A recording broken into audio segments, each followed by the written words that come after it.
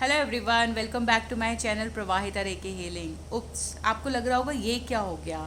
मैं तो हमेशा स्टोरी सुनाती हूँ, आज ही मैं कैसे वीडियो बना रही हूँ।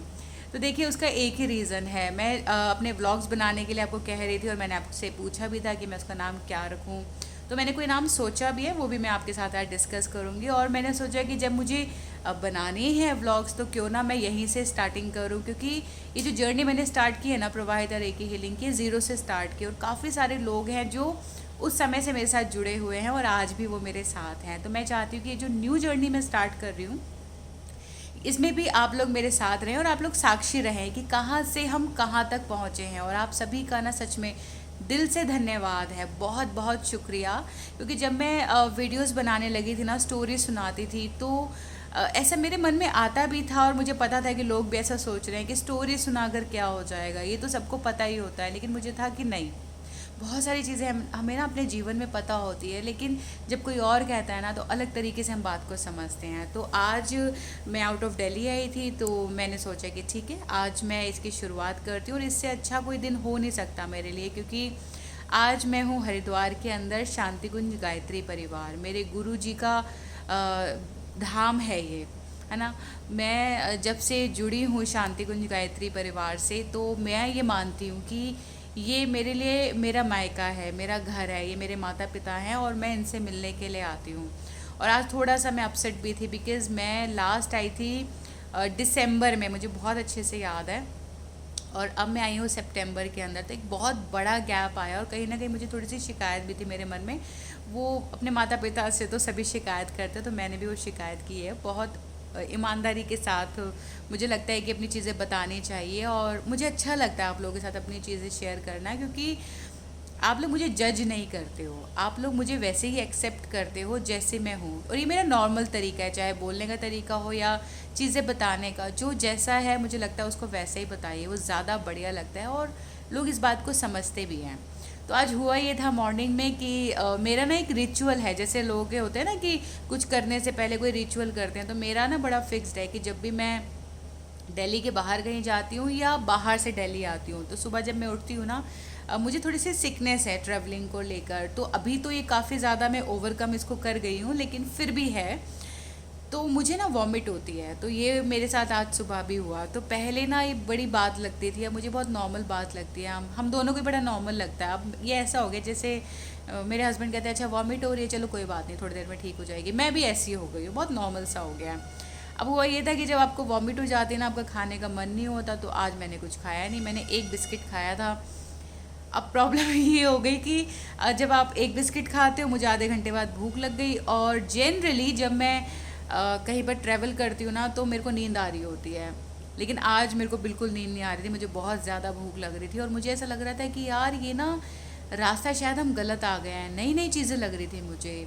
एक तो मुझे भूख थी, तो मेरी आंखें खुली हुई थी बिल्कुल और मैं ऐसे ऐसे सब जगह पर देख रही थी।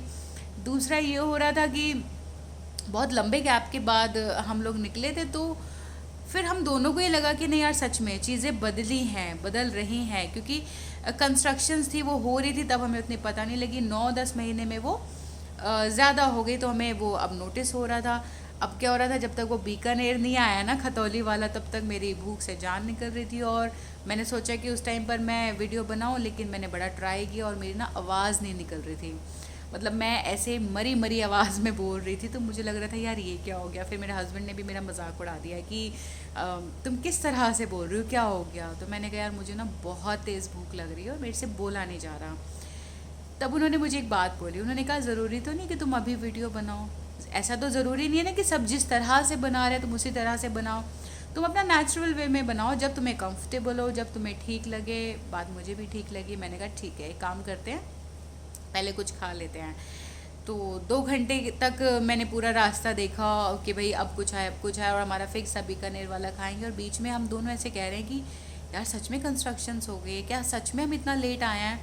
बट मुझे अच्छा लगा कि ठीक है, देखो बदलाव ना बहुत ज़्यादा ज़रूरी होता है जीवन के अंदर। तो जब हमारे जीवन में बदलाव आता है तो हमें अच्छा लगता है ना। तो ऐसे ही जो बाहर बदलाव आ रहा है तो वो भी अच्छा लगना चाहिए। तो हमें ये चीज़ बहुत अच्छी लगी। और एक चीज़ मैं आपको बता भी देती हूँ, पहले ना जब आप दिल्ली से हरिद्वार आते हैं ना, तो बीच में हाईवे पे कैमरास नहीं लगे थे, स्पीड वाले जो लगते हैं ना वो नहीं लगे थे। लेकिन इस बार ऐसा हुआ, अभी जब हम आ रहे थे, मुझे नहीं पता कब लगे वो, बट दिसंबर में नहीं थे, तो इस बार हमने देखा कि जगह जगह कैमरास लगे हुए हैं। तो आप बहुत ज़्यादा स्पीड में कार नहीं चला सकते, चलानी भी नहीं चाहिए। मैं सिर्फ आपको बता रही हूँ कि हाँ ये एक नई चीज़ थी, और बीच में काफ़ी सारी चीज़ें हमने देखा कि अच्छा स्कूल भी है, कॉलेज भी, और हमें फिर रियलाइज़ हुआ कि भाई सच में भूख लग रही है, इसलिए आंखें बंद नहीं हो रही मेरी, इसलिए मुझे सब कुछ आज नोटिस करना मैंने स्टार्ट कर दिया। अब जब मैं वहाँ गई, बीकानेर वाला एकदम से मुझसे खाया नहीं गया, थोड़ा सा मैंने खाया, आधे घंटे बाद मुझे फिर से भूख लग गई। मैंने कहा मुझे तो फिर से भूख लग रही है। फिर हम बीच में सबवे रुके, वहाँ थोड़ा सा हमने कुछ खाया।